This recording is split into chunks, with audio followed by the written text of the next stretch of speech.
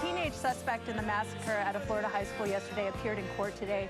And as the community there gathers in prayer to remember the victims, many of us are left trying to explain the tragedy to our kids who attend school here in the Valley. And if you're like me, you're going to find that those conversations are difficult. And thankfully, we have Galit Ventura-Rosen here to help us. Galit, I know I'm not the only parent that is going through this right now and struggling with these conversations. Do we immediately approach our kids about these tragedies when they happen, or do we wait until they come to us with these questions? As a mother of 3, and my youngest is 14, so she's still in school, I personally believe that you shouldn't approach them. I think that most of them are going to know anyways, so I suggest you wait until they talk to you about it. It's a difficult conversation to have. How do we talk to our kids after a tragedy? The most important thing is to really, really justify any feelings that they have and to recognize that each child is going to have a different perspective associated with how they feel from what they heard.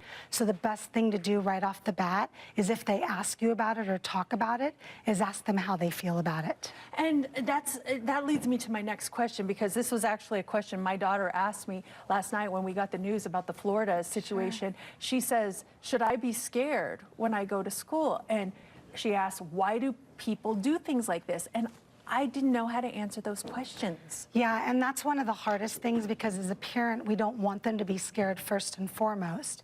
But how do you answer something that really doesn't have an answer? So where I typically go with that is I just explain to them that unfortunately there are people in this world that do things that we can't always understand, and we need to recognize that not everybody's like that. That's a great answer. I wish I could have talked to you last night.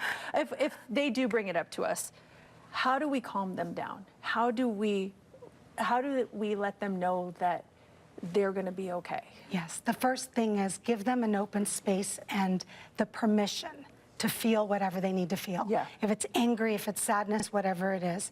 And then to calm them down is really based on your child. You're going to know your child best.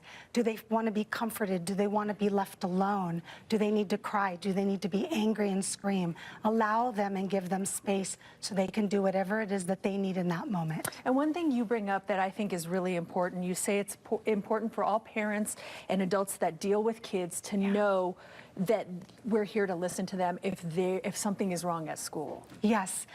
Have a conversation with your child, to be observant, to be aware of their surroundings, to know what's going on. We all have guts, even small children. Sometimes they even have a better one than us. Make sure that they feel comfortable listening to it. If they feel something uncomfortable is happening at school or someone is a little off, make sure you leave an open space for them to come tell you about it. Or at least an adult if you're working with children. Absolutely. Let them know that they're able to do that. Yes. Great information. If people want to get in touch with you, how can they do that, Galit? GalitVenturaRosen.com, very easy. Make sure you check it out. Thank you so much. Thank you, Mercedes. We're going to send it over to you, Courtney.